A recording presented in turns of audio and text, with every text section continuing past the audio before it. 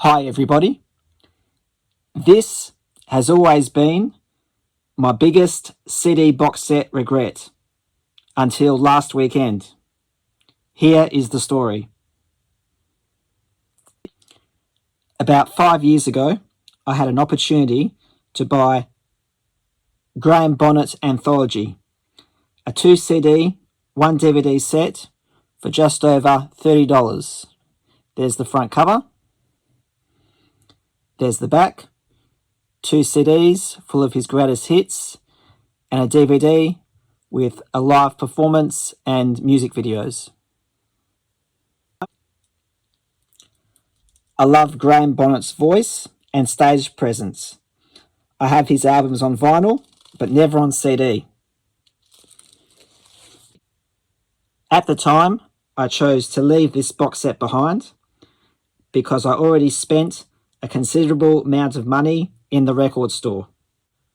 For a week, I contemplated and dwelled over this Graham Bonnet Anthology box set.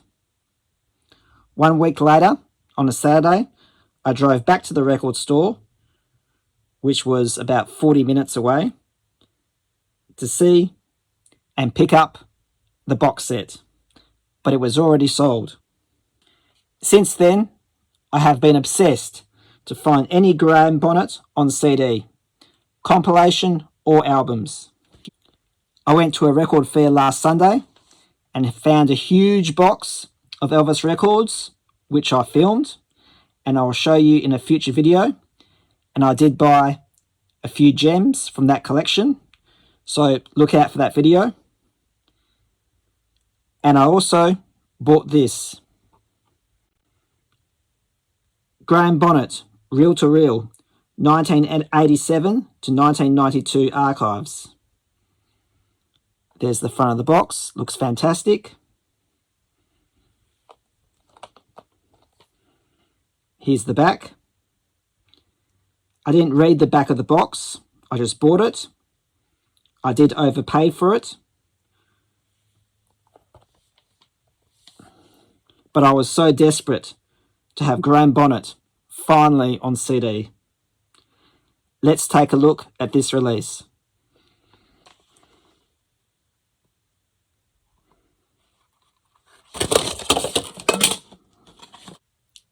So we have a booklet.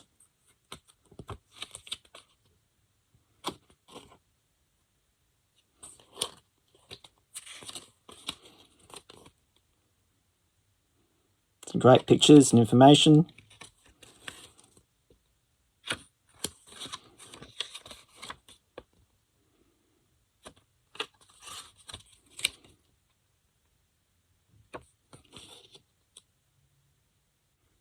Here is disc 1.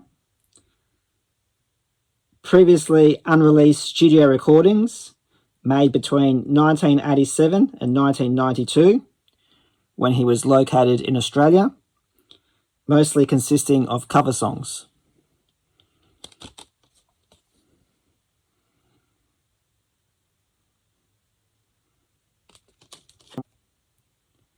Here's the CD.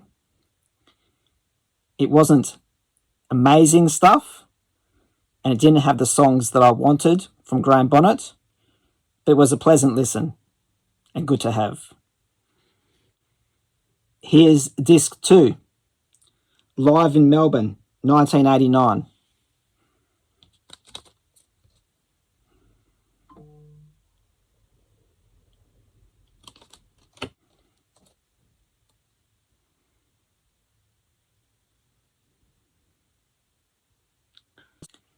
This is a very rare audience recording from a concert in Melbourne, Australia. Throughout the second half of the concert, you can hear 2 men complaining about Graham and the songs and the set list on the night. You can hear one of them talk about anything that comes to his mind and has little interest in being there. Not to mention, the recording sounds like it was made on a portable cassette player. A recording on something like this. Recorded on the worst quality cassette you can ever imagine that was available at the time. The sound was disastrous. I really don't understand how these recordings couldn't be fixed up a little and have the two men's voices removed from the recording, which was really very annoying and very distracting. Why would you release this material? I don't understand why you would release something like this with the guys' voices being so prominent on the recordings. Graham sings some cover songs, tracks with his time with Rainbow, Alcatraz, The Marbles, Michael Schenker Group, and has some solo material in here. And now we moved onto CD number 3.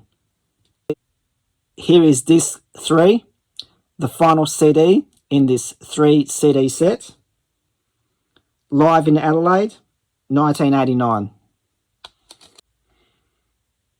Here's the disc.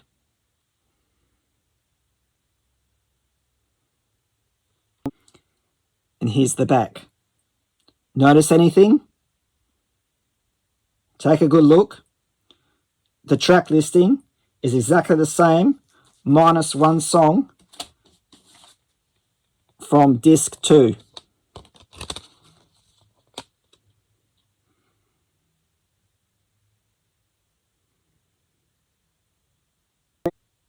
The sound quality on this disc was disastrous, equally as bad, if not more, than disc 2, with the exact same songs. The only difference is that I don't hear the two men complaining. I was so disappointed, I sprained my wrist in rage with regret from buying this box set. So this is what happens when you don't buy online and you find something which is kind of what you want, but not exactly, and you go and buy it on a whim without checking what it really is, and you dive straight into it, and you take the chance without sampling it because you're so desperate to have something in the collection. Thank you for watching. Please like, comment, and subscribe, and I shall talk to you again.